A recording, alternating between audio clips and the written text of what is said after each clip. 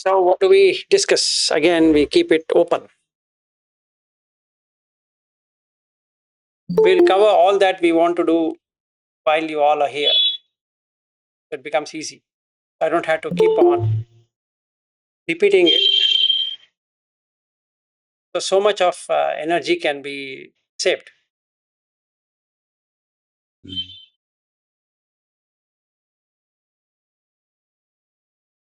I think you already made it pretty clear in the blog post you shared, as well as the video you made.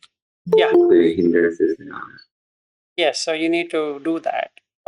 You means everyone around to do that. So basically, if you look at the roadmap, it's like this. First is a Sīla. Whatever Sīla you take, 5 or 8 or whatever, it is about not about sticking to the Sīla, it is about knowing why you require Sīla. That will make you not to break the Sīla. Okay. And let's say I'll take this Sīla of talking to what is required, because then my mind will not be filled up with unnecessary thoughts. Let's say if I take like that. Yes, Ariel. Isn't that a mandatory, as you put? I mean, everyone just don't talk unless in dedicated times. It's mandatory, yes. We will have noble silence. You're going to talk on 30th and you're going to talk on 9th. Nothing in between. Now, there's a reason behind it. If the maximum amount of energy that is lost is in talking, whether with Dhamma subject or without Dhamma subject, it doesn't matter, but that's precisely where we spend most of the time. So basically, if you want a 10-day retreat to look pretty good, then shouldn't be having any talk. Either gestures or anything shouldn't be there. So what we have done here, we will be having something similar to what you find in a retreat. So the male section will be separate and the female section is separate. Okay, so the rooms are separated out, and then we are having the dinings also separated out. So male is going to be sitting at one particular time and the females are going to be sitting at one particular time. And between me and Shaniel, we would be swapping. One day I'm taking, one day he's taking. So, Shaniel, you want to join? No? Okay. Okay. So that's what we have done. So basically, that will cut out the distractions, including the place you will be meditating is separated out. There's no contact. How many males and females are in there?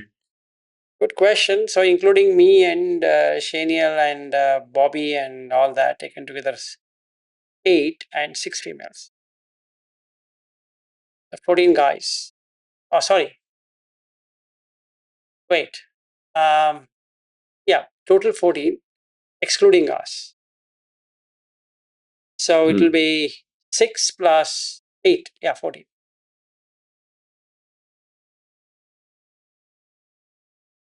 Yes, sir. Yes, Niket. And you will be will have this classes every day. No. For the people who are online? No, you will postpone the classes during the time. There won't be anything at all. Okay.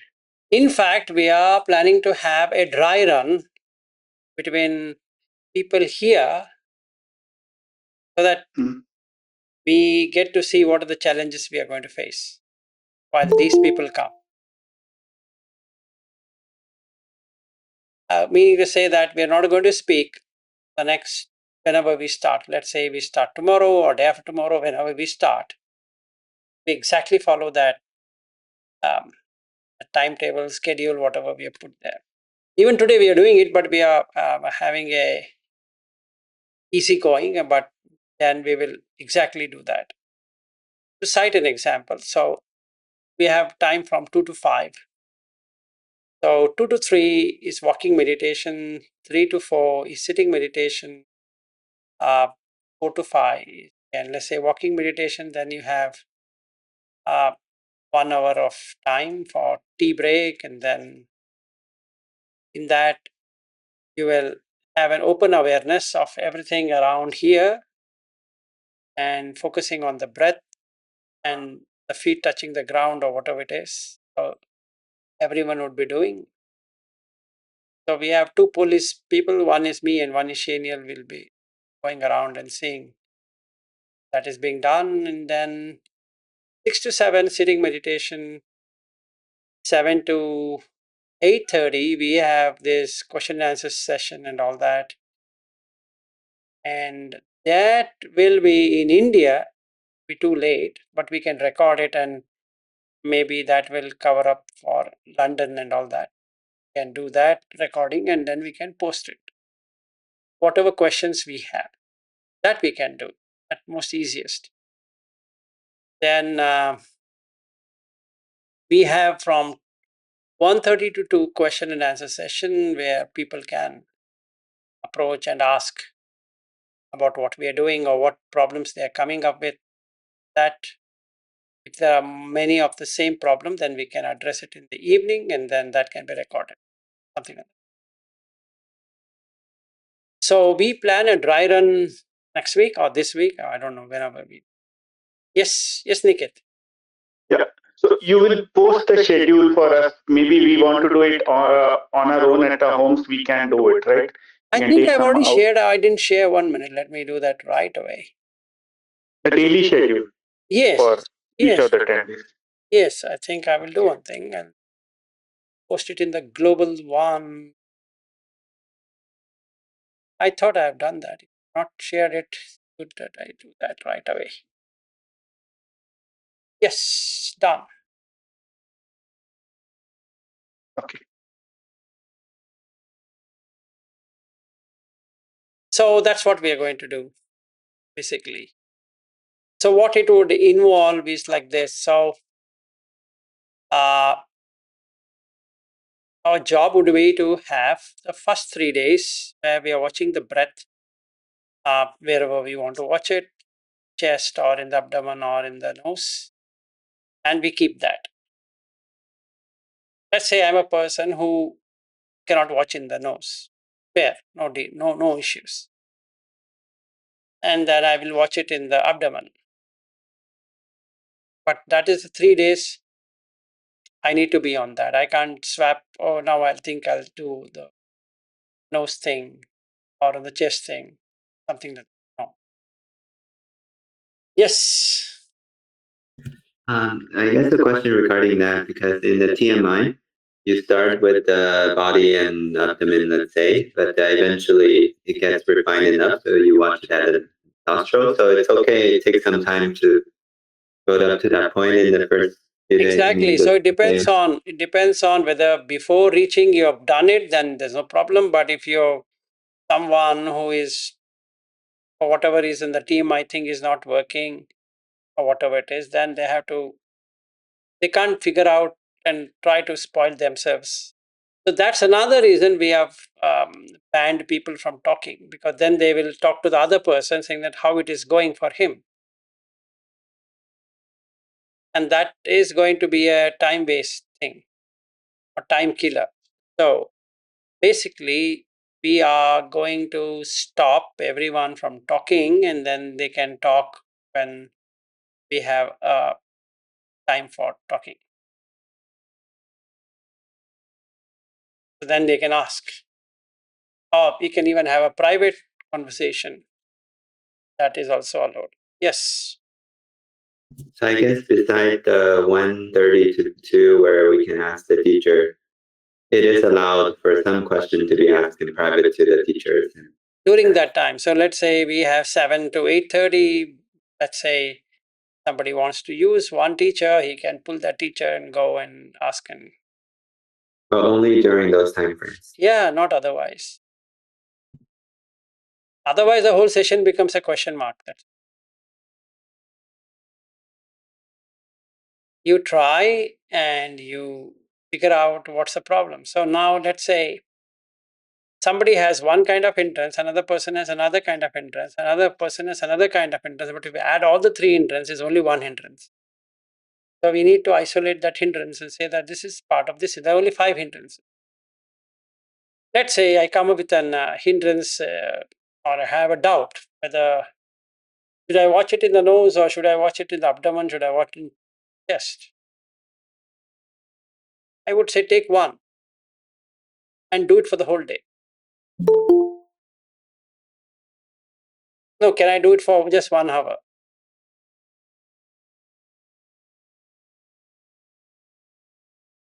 That would be the answer. I might not like that answer. I wanted to try out different things. No. So on 30th, we are going to figure out what you're going to take. And you take that for that day, next day. And then we will evaluate in the evening. What's the problem?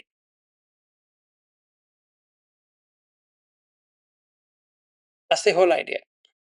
Because it has to stick. That whatever you're taking as a technique has to stick. Yes. Yeah, but I guess according to the TMI, you could there's some back and forth until you can go to the nostril, right? So if you, in the morning, you've been doing it. You've been doing it for last so many months with Sheniel. So now you can't say that, oh, you know what, now I'm starting afresh. No. Yeah, but even in the session, Shani say, start with the surrounding first and then 10 minutes. Yeah, so it is up to him. I don't run TMI, so Okay. I don't know. So basically, you need to negotiate with him and do whatever you want. So TMI related questions is Sheniel. I have no issue in anybody talking, convincing him or whatever, confusing him, whatever you want to do, you can do it. I'm okay. Yes. Yeah, I guess it's just I see slight conflict in the philosophy because TMI say you're allowed to, zoom back and forth until you're able to zoom in. I have no problem, but you've been doing for the last so many months. So if you're still there in that same pit hole, then I don't know. He has to decide what he wants to do, and I'm not going to come in the way. Even here in the Australian thing, I'm not at all interfering in the TMI thing. You require that. It's great. So let him decide. I don't have to decide for him. Like you and Chirag and Vrinda and all those people who are doing TMI, specific TMI thing. You discuss with him, whatever works, take it and go forward. I have got no issues if you do what he says or he does what you say. I'm fine with it. I'm not going to come back and say that I'm not going to ask him, why did you approve it?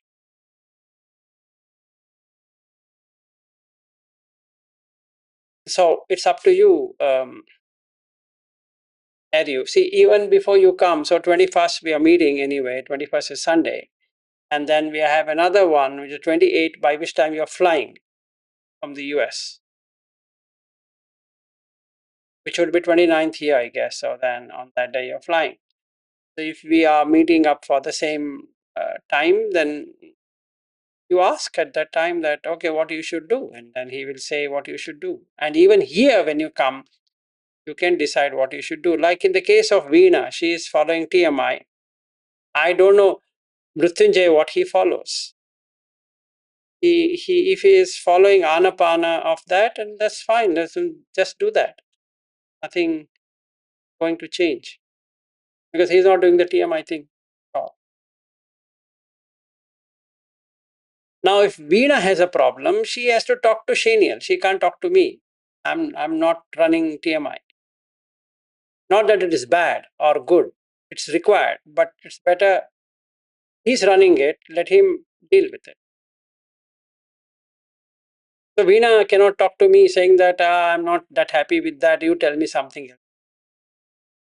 Sorry. From April, she is associated with, or rather May, she's associated till now we are in December. 7 months have passed by. We can't be complaining the same thing.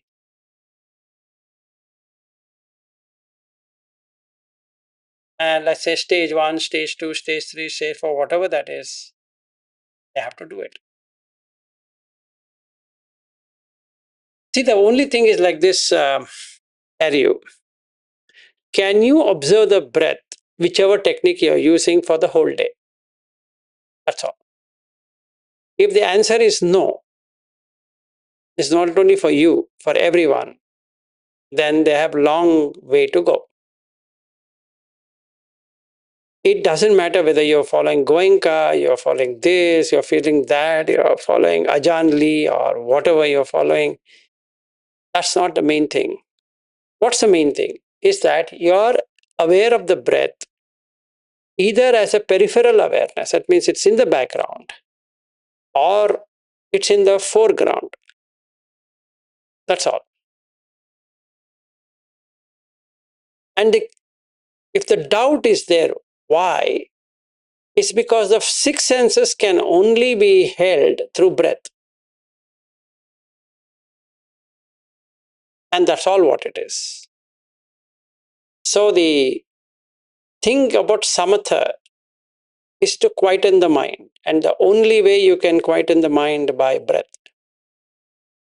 So now the question comes between attention and awareness. If I am attentive of the breath, everything else is in awareness. That's called as periphery on the side. Like the birds are chirping or something is happening outside and there's a heat or whatever it is. It's all happening in the peripheral awareness. But I'm attending to the breath. Now, I can swap it. I can make the breath go back while I'm attending, I'm awareness has changed to attention.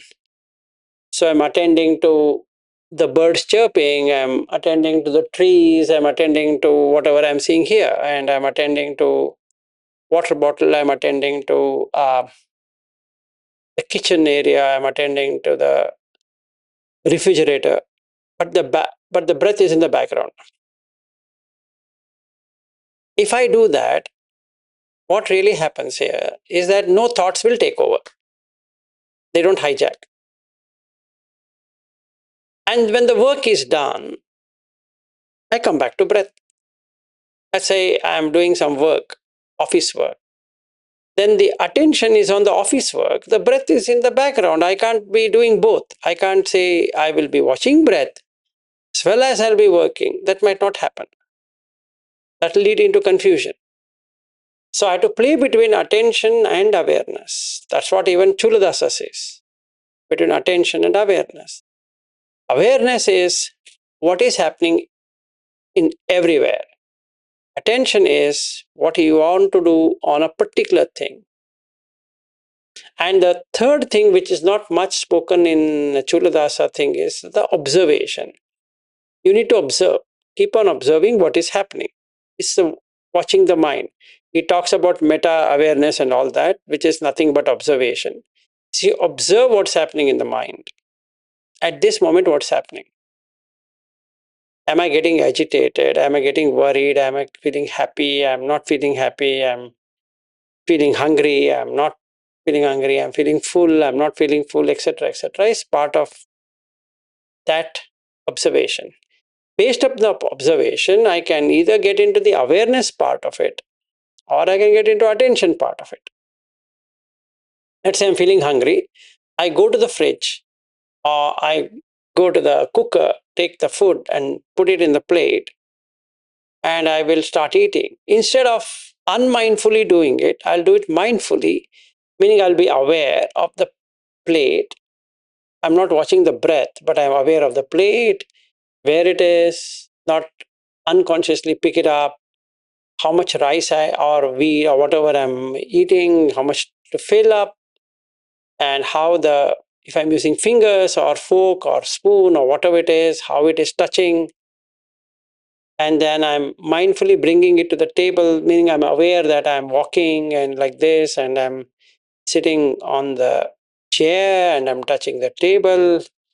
Then I'm adding things up and I'm putting in the mouth. So I'm aware of all of those rather than an unconscious autopilot thing. Then when the taste comes, I'm aware of the taste, not attentive of the taste, aware of the taste.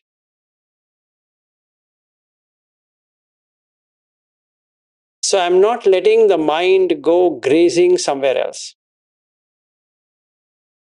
All these days, what I've done is I would have just picked up the plate, put some food, come to the plate, start watching some YouTube videos while I'm seeing here, there, and I'm just doing the things. Now I'm mindfully eating. It means I'm looking at what's happening, though the rice which was there is no longer rice. It has become something else. And that's what you will be doing while you're here, but I'm just giving you a walkthrough between awareness and attention.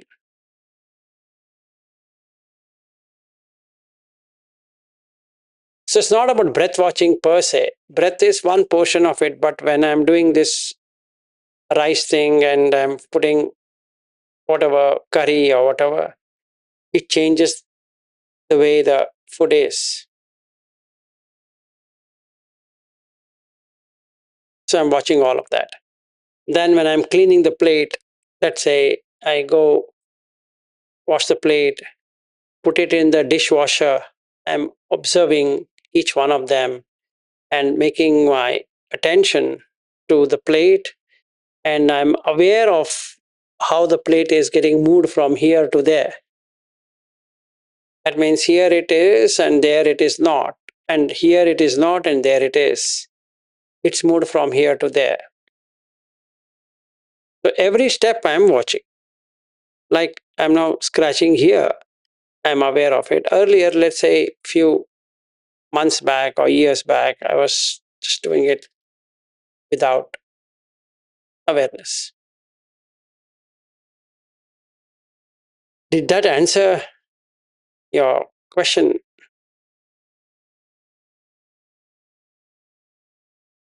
Yeah, go ahead.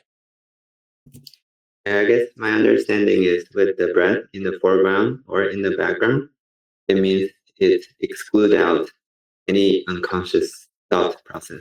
Exactly. Otherwise, the thoughts will take over. Now, what is going to happen is that something and the others will be running around. So the objective is to cut the thoughts. That itself is a hindrance. So then that creates restlessness, and then it'll have remorse feeling, and then it'll have thinamida, which is sloth and torpor.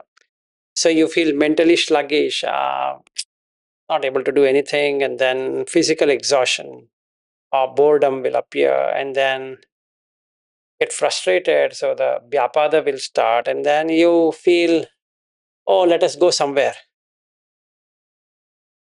That's kamachanda. So all the five friends join back to enjoy.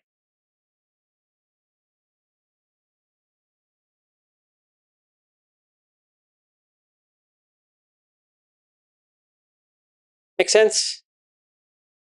And that's the reason I sent that hindrance thing. I've preempted everything so that when you come here, you're not shocked or surprised.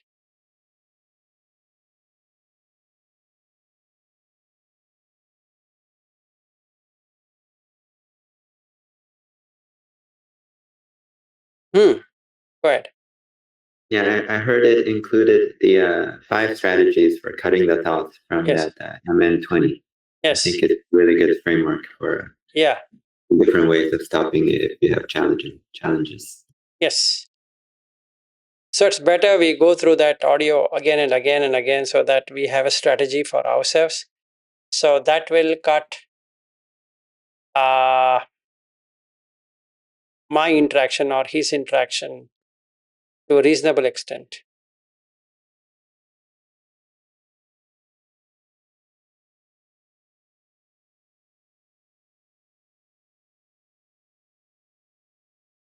Niket, in that page what I've sent, you can see that it talks about how this thing is and the entire program and the nivarna, that is the obstacle about that. There's a video there. So that's precisely what we'll be doing. So you'll not miss anything. So I have one more question. Sure. When I was in Bangalore, you wrote me about how to practice when I come here. So in that one, you had asked me that okay, first when you wake up in the morning, you start with observing the breath. When you have observed the breath, when you sit down for a meditation, look at there are no hindrances. Once you see there are no hindrances, then you can move to vipassana. You didn't speak about jhana or anything on that. So is there some specific reason you did not speak on? No, we didn't have much time. We didn't have much time on that jhana thing. And two is that if I were to do everything, it would have been overwhelming. And secondly, I knew that Madhulika has done courses in Vipassana of Goenka, so we can utilize whatever was there rather than taking something new in the short period of time. That was the main reason. So I wanted to first work out on hindrances so that you can attend the jhana. So if you look at that whole process, we did 3 days of whatever you're managing, TMI, Anapana of Goenka or whatever, or even what Sariputta talks about, watching the breath, wherever you have to watch the breath, that included. You can take whichever you want for those 3 days. Once it is stabilized, while let's say you are doing from London or from Manchester and you both would like to do, absolutely fair. Go ahead and do it the way we will be doing. And then on the next day, it's very simple. You do the same thing. Now you know you are in jhana. Now the question comes, how do I know I'm in jhana? Is there anything will happen? So it's like this. There are no discursive thoughts at all by the 3 days what you're working on. Whether you work it using Anapana of Goenkaji or TMI or Sariputta way of doing, doesn't matter. You're doing it. So on the 4th day, what would have happened is that Goenkaji would have given a vipassana of body scanning. Now you're not doing that. In its place, you're replacing with jhana. Now, how do I know? First and foremost, like what I was explaining to Smita yesterday, your breath watching becomes normal. It's not an extraordinary activity at all. Where you watch is up to you, but it will never be something you have to do a forceful thing to watch the breath. So this rule, what I indicated, or this suggestion, what I gave you while you were in Bangalore, once you get up, look at how is your mind is, how your breath is, look at the hindrance, that still holds good for everyone. See, today when I'm sleeping, I might have one kind of hindrance. And then when I wake up, the same hindrance might continue or replaced by another hindrance. Giving an example, I'm sleeping here, weather is pretty hot here. And then let's say I can't sleep in AC, but without air con, it's difficult to sleep. But with air con also, it's difficult to sleep. And then I'm not have good sleep. So generally, I will feel sluggish in the body. So the question comes, should I sleep then? That will handle then, because that's an irritation.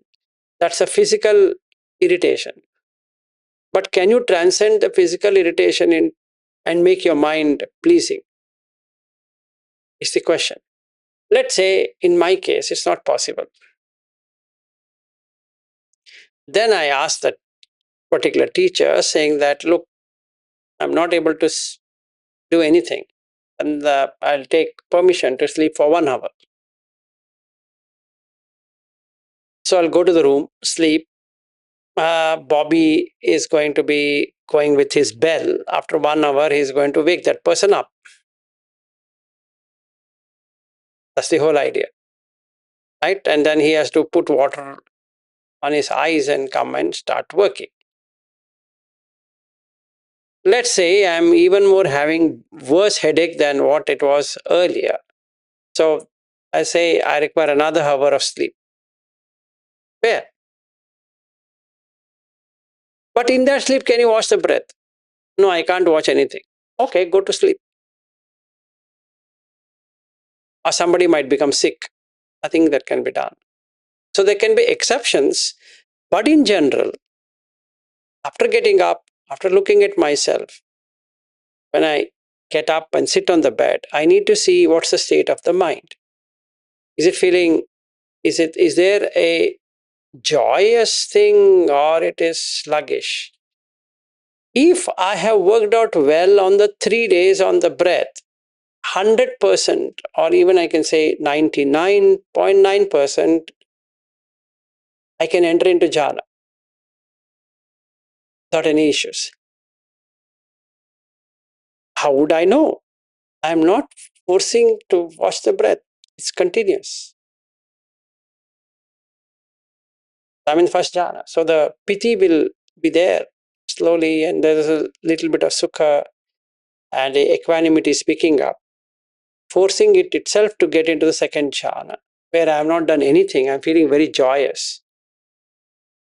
So when I sleep that day, I'm so joyous. Wow, when I get up, I'm feeling something like jumping around.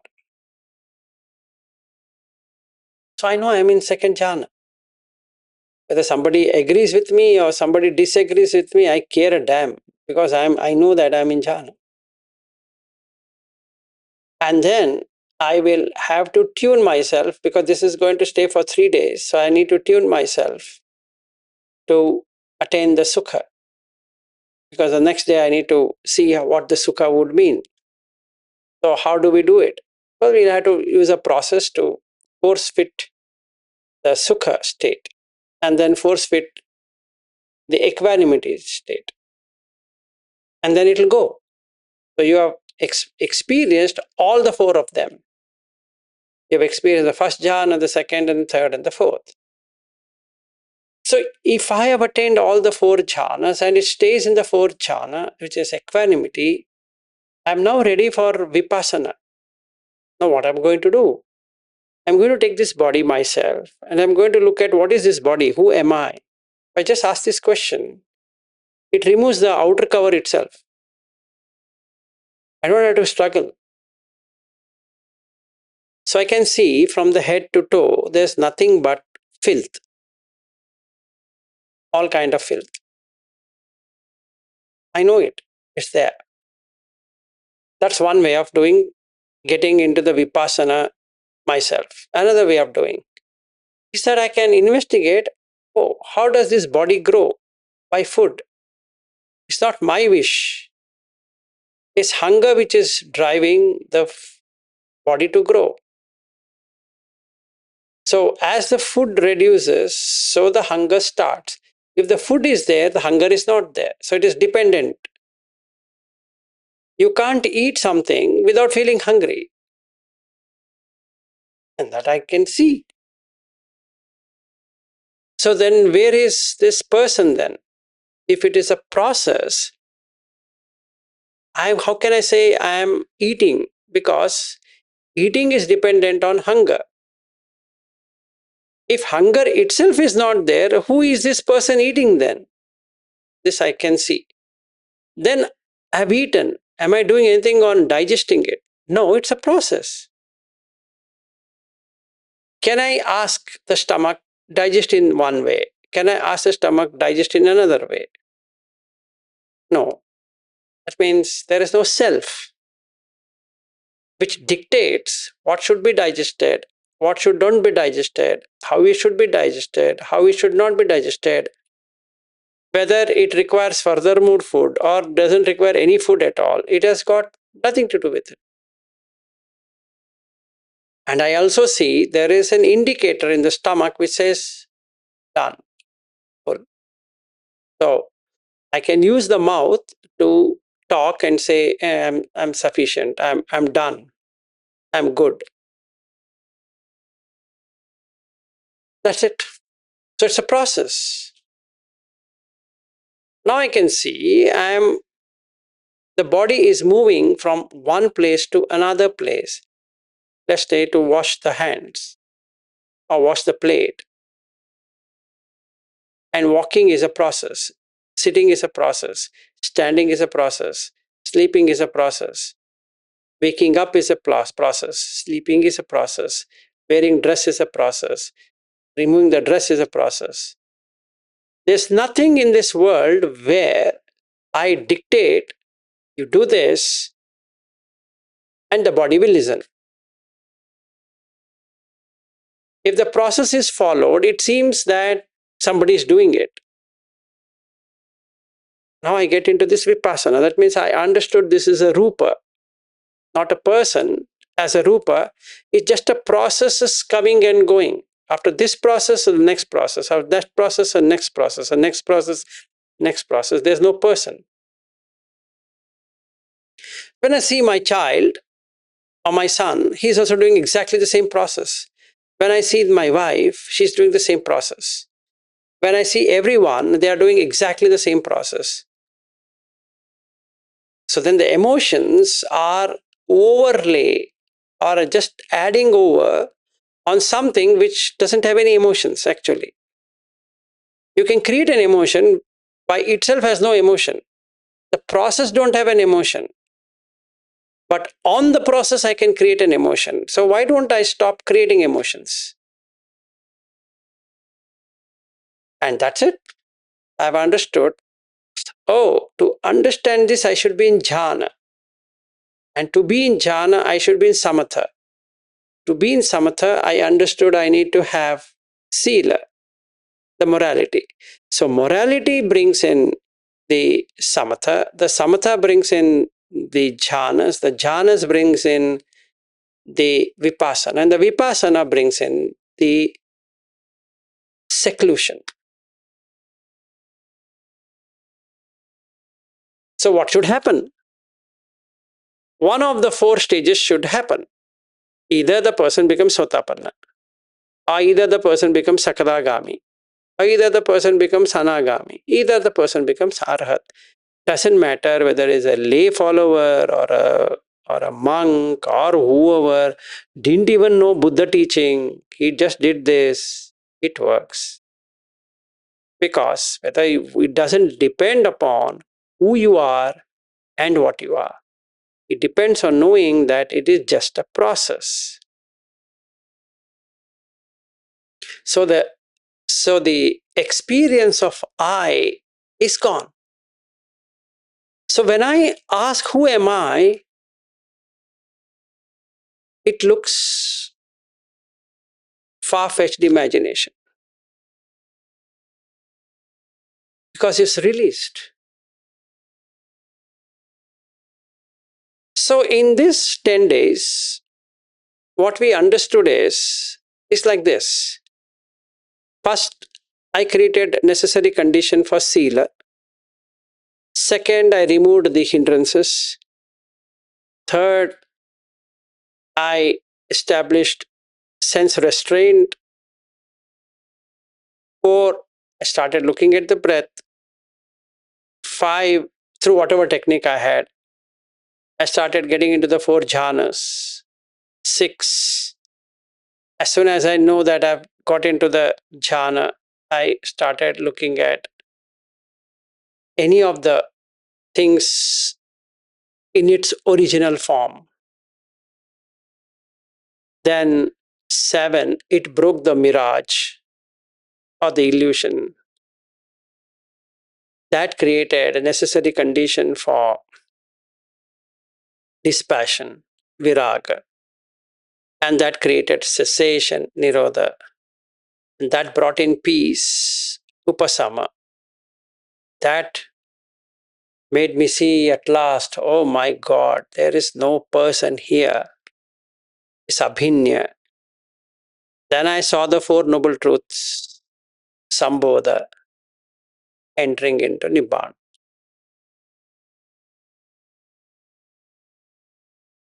So can this be verified? Yes. Should he be a monk? No. To remove the defilements, you don't have to be a monk or you don't have to be a householder, because that itself is a defilement. If I identify I am a monk, I also exist, monk also exists. Then the trouble starts. Then another person will say, you should be a monk to understand Nibbana. So now I'm going behind Nibbana, which is never going to happen. It's giving up is Nibbana rather than picking it up, holding it. So can you be a householder or a lay person to, it's got nothing to do with it. You come out of your compulsions, which is asavas or fermented things. You're done.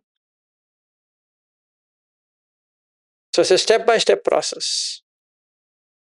Because this being is a process. It's just follow the process. I don't have to argue with saying that no, I will sit only for 2 hours. You don't sit. What is there? Saying that I'll sit only, that negotiation is you're doing with yourself or myself. So there is a self, and that self is saying, I can't sit for 2 hours. Who is asking you to sit for 2 hours? Nobody's asking you to sit anywhere. No. Like what Eri was saying, in the TMI, you can go whatever you want to do. You want to go up, down, side, that one, this one. All options are open. But follow the process. Whichever process that is beneficial to you, follow that. If Goenkaji is making sense to you, follow it. But transition to Buddha Dhamma. If TMI is working, very good. Transition to Buddha Dhamma. If any other techniques of ajan or something is working for you, very good. Transition to Buddha Dhamma. The tools are tools. They are tools. They are not the end result of it. It's just a tool. What we are doing also is a tool. And once you are in Nibbana, throw all the tools. You're done. Why are you holding on to the tool? Throw the tool. That's exactly what Buddha asked. This raft to cross over. Why are you holding on your back? It's just a tool.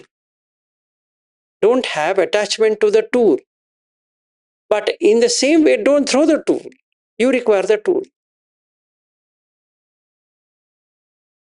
That's all. So don't get attached to anything, TMI or PMI or SMI, NMI, PM, whatever MI can be called by whatever name you call, Vipassana, Goenkaji, Ubakin, this one, that one, whichever one. All that is a tool. Just a tool. You think that tool is good? Okay. This tool is good? Okay. But stick with the tool. And be ready to throw it out of the door once the work is done. Yes, Harry? Speaking of tools, this Trila Shunyata Sutta is totally compatible with breath watching, right? So it can be done both. Like I said, Harry, that is slightly advanced because here it's not imagination, it is manasikara. So if you are able to do that, fantastic. If not, then you have to go to the lower tool, which is like a power tool which can drill little bit than the real power drill of Chula Shunyata Sutta, which can drill the whole thing out. But if you don't know where to drill it, and then you might end up drilling something else. But yes, that one another thing is that the Chula Shunyata Sutta, many people think it's an imagination. It's not an imagination. It's making up your mind. That means you change the perceptions. Like the Pottapada Sutta is another one, beautiful one. You change the perception. That's it. Like I was in few months, I think 6-7 months, or I think almost in a year now, I was teaching this Girimananda Sutta, and we came to this section of Asubha. It's Asubha Sanya. It's not just looking at Asubha. That means the perception should be Ashubha. If it changes, what happens at you? Let's say you're seeing your son. You no longer see your son at all. Then what happens? You'll freak out. That should happen. I might read. I might say Kesa, Loma, Naka, Danta, and all that, but do I see it in my son and myself? No. But supposing, for whatever reason, I see my son as a collection of these 32 parts, I freak out.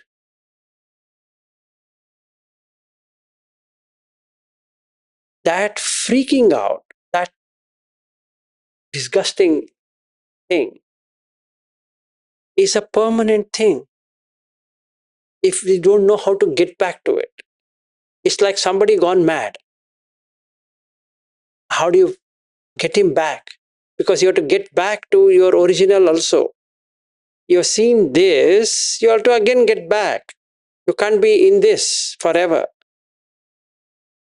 Because then you can't operate with the world. Because everyone you see will be seeing like that. And then you stand in front of the mirror, you start seeing like that. That immediately leads to depression. Irreversible depression. Meaning, at least medically, the person can never be brought back. So I stopped. Looking at some people's eyes, I saw that, oh, if I do this, I'm in trouble. I didn't do. I ejected out. And I said, I'm not going to do this sanya thing. Then you might ask, oh, we should have done. But it depends on how I am penetrating that person, how I'm captivating that person. This Hindi group, so if they are very captivated in what I'm saying, just changes. If they are not ready for it, because they have defilements or whatever it is, they will never get back. Now, how do we change it? They've gone mad. And in a session like this, where it's online, if somebody goes mad, what his family is going to do? Just think. Because that's sanya. Sanya means perception. The perception is changed. And you can't get that person back.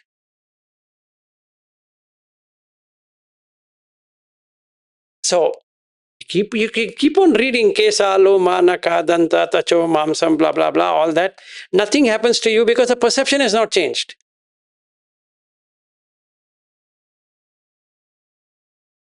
So, to tell you where is you can imagine shunyata, but getting into shunyata is a different thing. But when you get there, how will you get back? You cannot.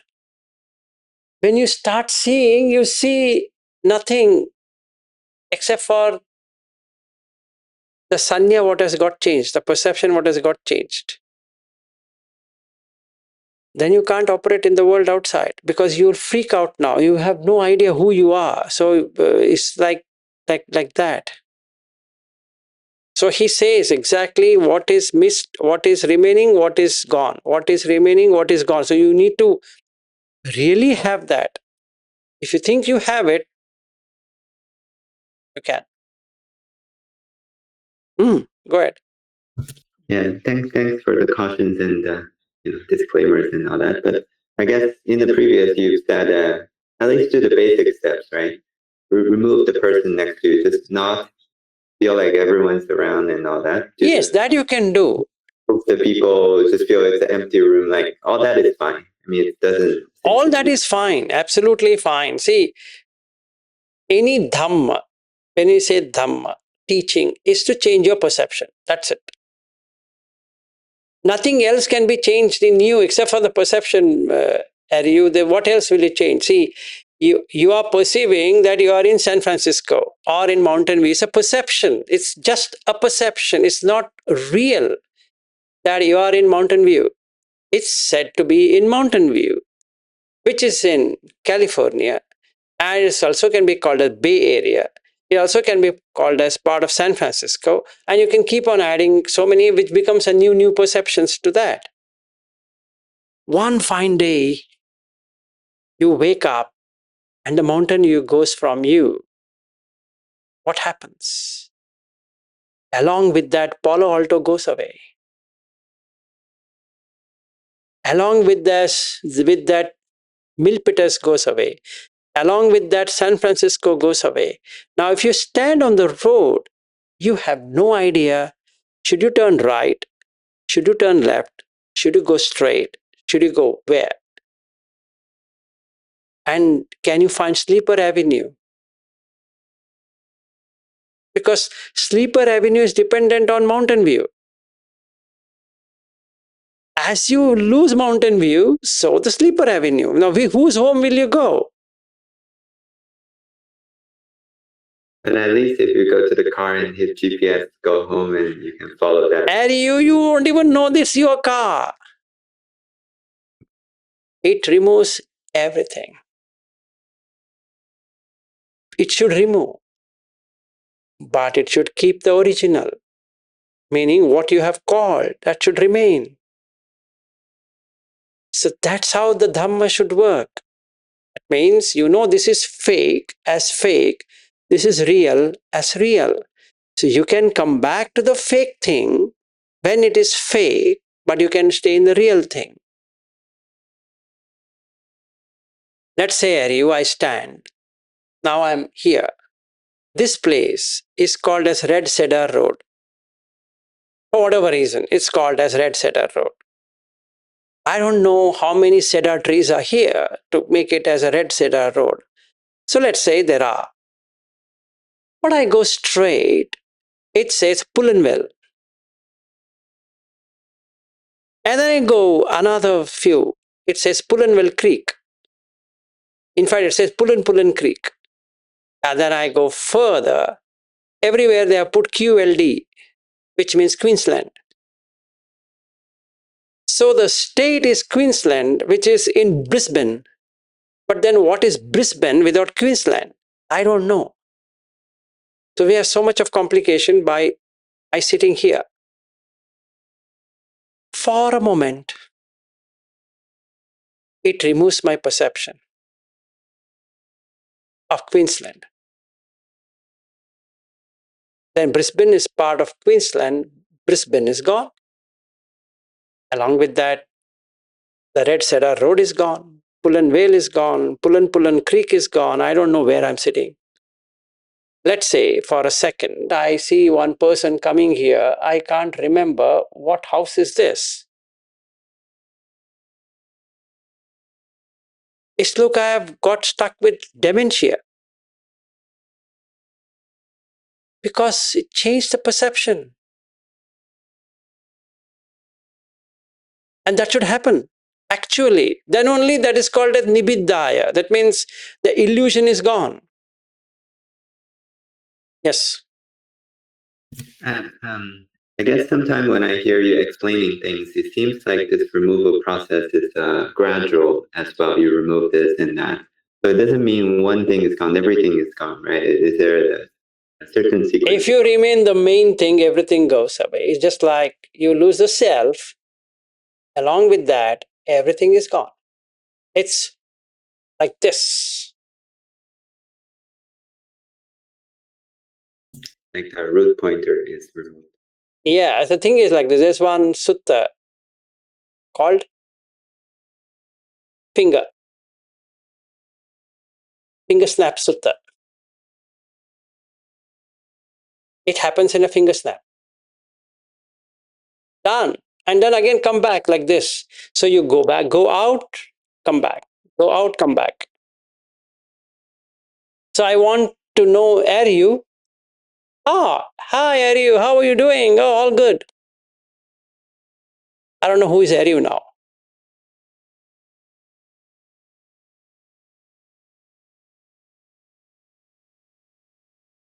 Again, I say like this. Oh, how things? And this exact question is there in Sanya Sutta. If you want, you can go through the sutta. It's very funny sutta. Where Ananda comes and asks this to Buddha. Is there a possibility that you can still hold perception of earth, water, fire, blah, blah, all of this, including everything, and also not have any perception about it? And Buddha says, yes, Ananda. How would that be? And how that can be experienced? And Buddha says, Etan Santan, Etan Panitan, that one. He can't understand anything what Buddha is saying. So he goes to Sariputta for clarification. And he asked, I just went to the Buddha and he said like that, Sariputta, have you ever experienced something like that? You have the perception, but also don't have any perception. And he says, yes, Ananda, I have experienced like that. How would that be? He again says the same thing, Etan Santan, Etan Panitan. The only thing this Ananda will say to him is that just like the teacher, so the student, word to word, language to language, grammar to grammar, you both have said the same thing, sadhu, sadhu, sadhu. Why? Because he couldn't understand anything. So if I say, are you gone? Yes, gone.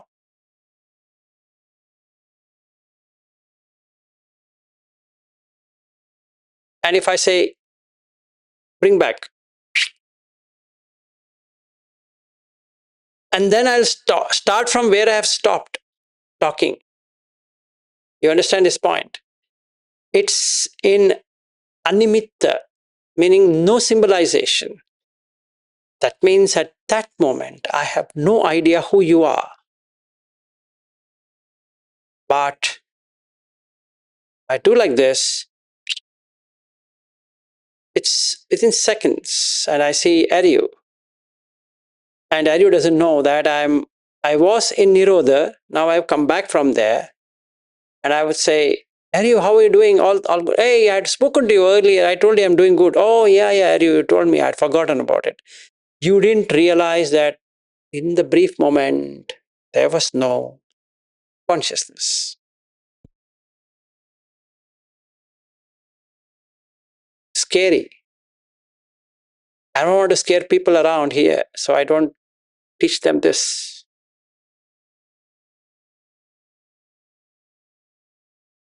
Just imagine Luke comes and then you feel, who's this? First of all, you don't know who you are. To say, who is Luke? Then how will you go to room, Ariu?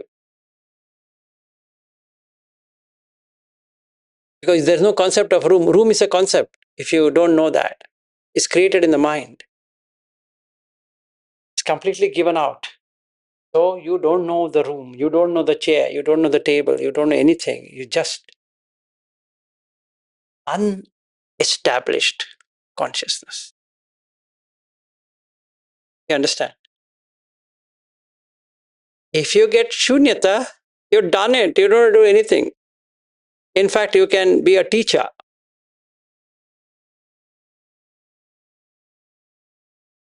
You've done it.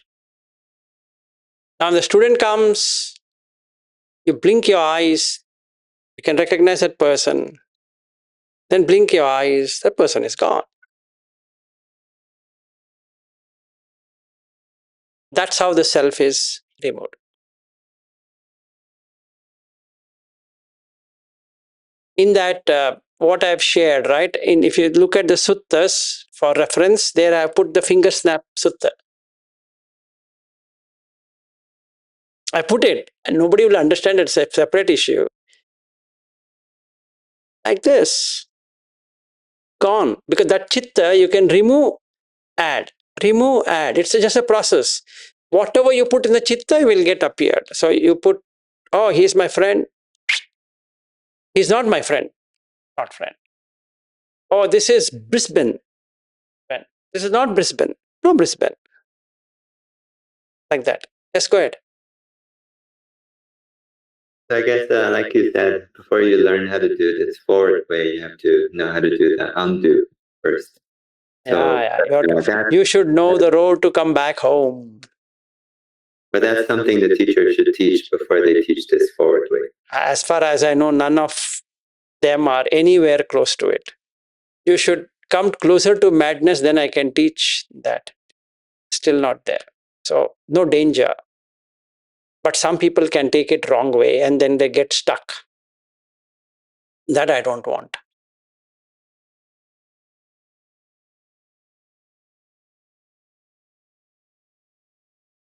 It's not that easy to change the perception, but when it changes, you freak out.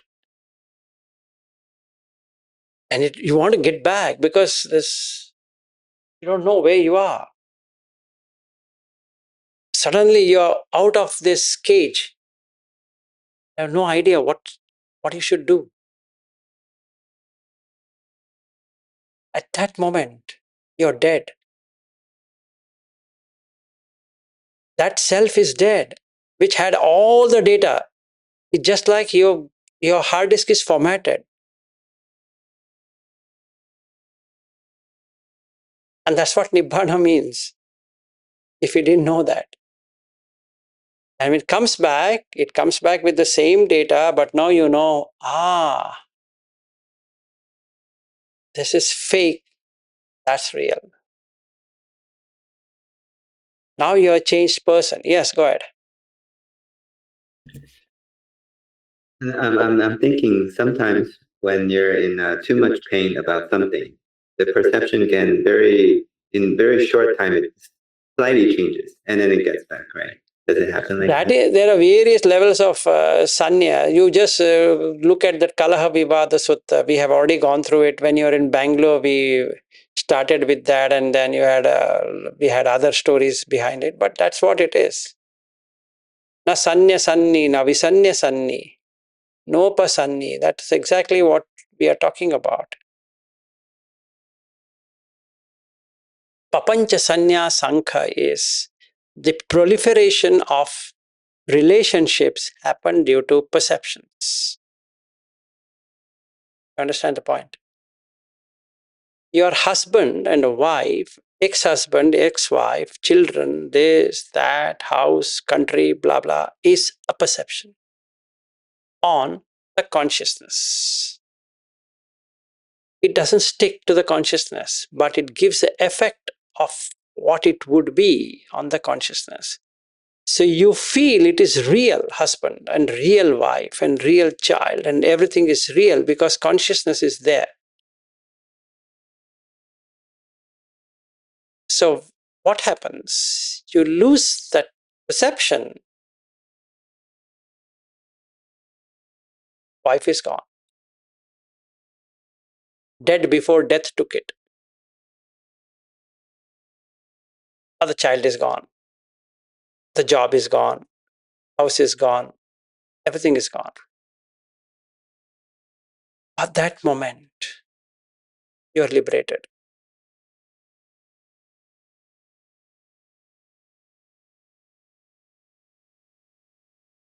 You understand? That's the process we are going to follow in this thing. So if you do it properly from the Sīla, then coming into the indriya samvara, then removing the hindrances, then you are coming into the jhāna, then you are removing the dirt, which is vipassana. Then you can get into shunya, emptiness, where no objects are there.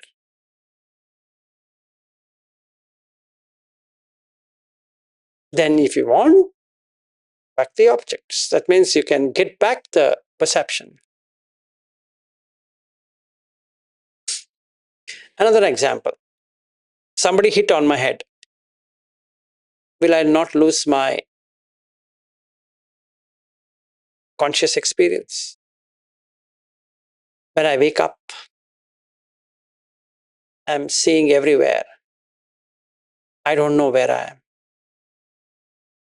Why did that happen? Because in the brain, it rewired somewhere. So now I don't know.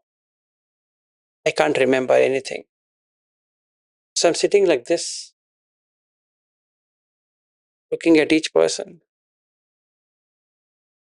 with a vacant gaze. I'm seeing that's exactly Nibbana is, a vacant gaze. And they take me to the hospital.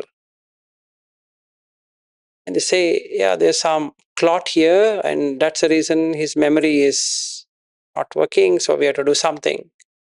So then they give a medicine or something, and then after 2-3 days, come back to conscious experience and say, where I am. They say you're in so-so hospital. How did I get here? That means now the cognition has happened. It's come back. So during those days, when I didn't have any cognition, what happened? That's exactly the state. It's not force-fit state like somebody hitting. It's giving up of defilement.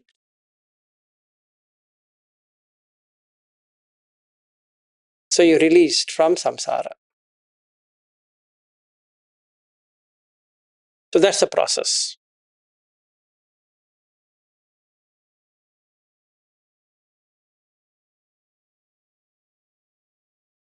Okay, so should we end then for today? I think it's became too serious as a subject, which is good.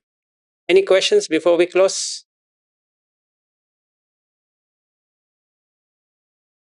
Madhulika, you have?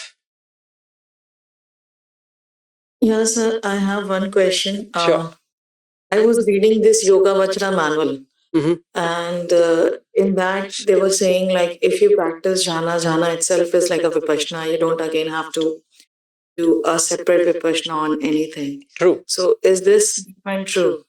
Yes, it's also true. So Because it is like this. There's a sutta called Jhana Sutta. There's a sutta itself for that. You can combine the vipassana elements into the jhana itself. And then you don't have to have a separate one called a vipassana. Let's say I see the form, feeling, perception, and then the volition, formation, preparation, whatever English word, and then the consciousness, 5 khandhas.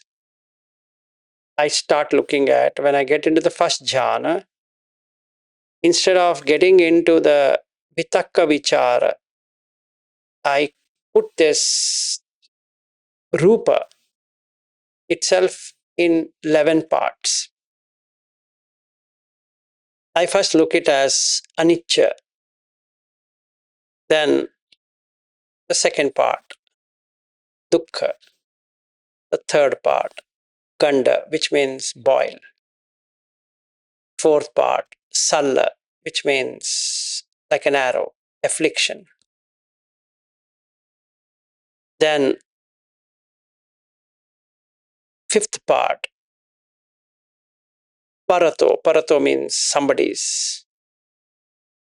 Okay, then aghato means somebody slapping you and you feel shudder kind of thing, agato. abhādatho, which gives you tremendous pain. Palokato, disintegrating. Shunyato, empty. Anatto, non-self. And I stay in that. After a while, the breath becomes so stable that it can see the entire body, yours and others, into like that. And if I were to open my eyes and I see my wife as a boil, a dart, something oozing out everywhere, I feel like vomiting, and I check my body in the mirror. I see the same thing. It's disgusting. And when I see that, I'm in the first jhana. So I don't want this rupa. I don't want this feeling. I don't want the perception. I don't want this volitions. I don't want this conscious experience at all. Then it takes me to the second jhana because I'm ejected out of this. So I feel so lucky, and because of that, I feel very joyous. But I've given up this human life because I'm now an anagami in that first jhana itself. Just first jhana, but I'm an anagami. Very first jhana. Then takes me second jhana. In that second jhana, I can be an anagami or an arhat. Then it takes me to third jhana. Can be anagami, arhat. Fourth jhana, anagami, arhat. Like that till 9 ends. So it depends on the person. It's Anguttara Nikaya 9.36. It's a beautiful one. That's what I did it in 2018 when I reached, 2019 when I reached that state. I knew how to do it. And then only I knew I've struck the chord correctly. I knew I've done anagami. It's unshakable.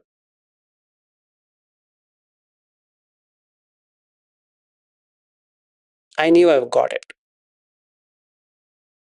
That's the reason I used to sing that Etan, Santan, Etan, Panitan all the time, because it really did that magic. That was my turning point, if I could say. So from that time, I'm working out for the next stages. Otherwise, it's so clear. When I started working out, I came to know, this you start like this, start like this, start like this. And then it kept on moving. That's the reason I didn't care. Anybody saying you're an anagami, not an anagami, I don't care. Whether anybody believes or don't believe, that's not my problem. That's their problem. You are going out of suffering. Why you should suffer with somebody? If somebody asks me, how can you do this? I can teach him, this is the way. You don't have to create a separate vipassana at all. It combines both. This is the only sutta which combines the samatha practice with vipassana. Otherwise, Buddha always talks about getting here and then moving into vipassana. This particular sutta is very funny sutta. It starts with that, and he says, I guarantee you, either you will be an anagami or arhat in first jhana. It was an eye-opener for me. How can this happen? How it works? So I saw it. Yes, it works. Jhana Sutta, yes, Anguttara Nikaya 9.36. That name itself is Jhana Sutta. So if somebody says jhana is not included in Buddha Dhamma, I used to laugh. The person has gone crazy.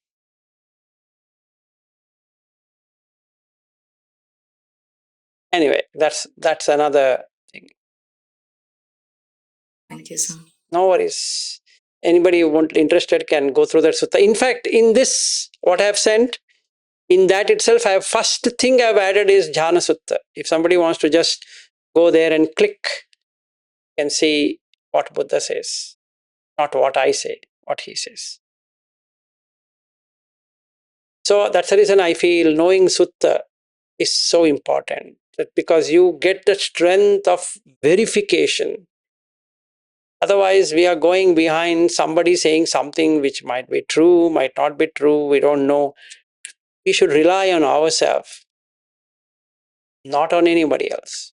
It's your own conviction which matters than somebody's conviction. Somebody's conviction. What's my problem? It's nothing a problem. Now Shaniel will come and tell me how he did. It is his thing. It's not mine. It cannot make mine. No matter what all he has done looks good, his experience, all that is his experience. But that doesn't help me. I have to find my own opening. I can take somebody's, what I can say, steps, methods, but can't apply it exactly on me. I can take certain things and see, let me work it out and see. Not rejecting, not accepting. Let me work it out.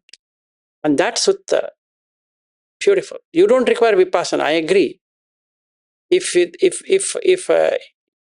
Yogacharas says that you don't require, I 100% agree. There's nothing called separate vipassana at all. Just like there's no such thing called as separate samatha at all. But for understanding, there is samatha, there is vipassana.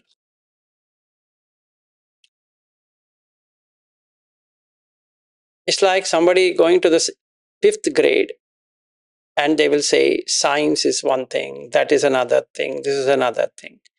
As he progresses in his schooling, then he comes to the graduation, then everything is merging. And then when he does his PhD, it's presumed that you know all of these basic steps. Nobody's going to teach you the basic steps because you are in PhD. Now you can't say that I think Samatha is separate, I guess. Then you are not a fit candidate for PhD. You don't have to do, in fact, you don't have to even do jhānas, because jhāna and vipassana are the same. Jhāya is to burn. Vipassana is to investigate. So you burn and investigate, or investigate and burn. So you investigate a defilement, they come on the surface, you do the jhana to pick them up and burn it. If somebody says there's no jhana, laughable. If somebody says only vipassana, laughable. If somebody says only samatha, laughable. Because he doesn't know. It's like a child. Oh, okay, fine, no problem. But when you come here, you know, it's not like that. See, that sutta is very interesting. But it's single liners, not much of the details are there, or how to do it and all that, because the presumption is you already know it. Another thing about Anguttara Nikaya, specifically EN series, is for Panya, people who have very good wisdom faculty opened up. Otherwise, it's a torture. You will not know how it is, why it is. You will in fact feel that in that he talks so much. Here he's saying you will get a Nibbana in the first jhana itself, how that is possible. And goes in different directions. And then the person might say that somebody has edited this or that. They have added something. That's the reason I'm telling you, we shouldn't go through sutta at all. So you get into all of these views because I don't know how this is achievable. But when you see these 11 things, you feel, wow, amazing. Done. You're anagami. I started a sotapanna, no sakadagami, directly anagami. Done. Or they can be arhat also. Like in some cases, they are arhat by listening to this. They puttujana to arhat in one step.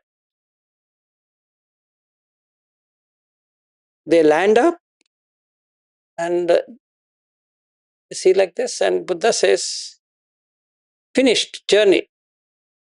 Sadhu, sadhu, sadhu, gone. How much time? Half an hour?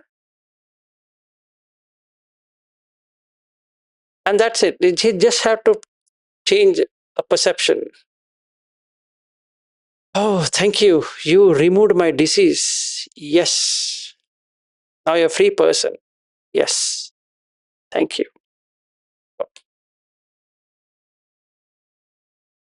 But like me, what to do?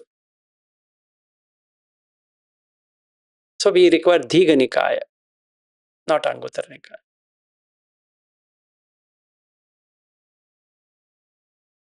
Yes, Aryu, you had something? Yeah, just a quick question, because you used to say that Khuddaka Nikāya is also for Panya. Is that Yes. both? And Yes. Aṇumattesu Nikāya, you used to say it's for Samadhi as well. Yes, it is. I don't deny that. Khuddaka is minor and Aṇumattara Nikāya is something numbered discourses. If your Samadhi is strong, your Panya comes. If the Panya is strong, Samadhi comes. Out of 5 indriyas. You have to check it out. So if the sutta is so brief, it means your Samadhi should be very good. Otherwise, no Panya will come. So hence, I said that assuming your Samadhi is good, you will get wisdom like this. Good question. I would have also asked, one time you say one thing, another time you say another thing, you are making me mad. Just like some people used to come to Buddha and say, yesterday you told me this, today you are telling me this. And he used to say, I told that because of this, and today I'm telling you this because of this. In the same way, what you're asking is perfect argument. The assumption is, you know Samadhi. Yes, go ahead. Yeah, and what you said reminded me of this story I read about this Kema, who's the foremost in Panya. Correct. For the female disciple, and he just goes to Sotapanna and then seeing this woman deform and just jump. Yes, Khemaka Sutta. Yes, Aryu. So you strike Dīgha Nikāya. Force. There are only 34 of them. Dīgha. Then you come to the Majjhima Nikāya, where 152 are there, which will give you more energy. Then you have Sanyukta Nikāya. More than thousands and thousands of them you can read. Then you have Khuddaka Nikāya, for very intelligent people. Or you come to the Aṇumattesu Nikāya, who loves Samadhi. First find out where you are and take that. So one person had asked me, what should I do if I don't know any one of them? I said, try all the 5. But I don't know Pali. I can't help it.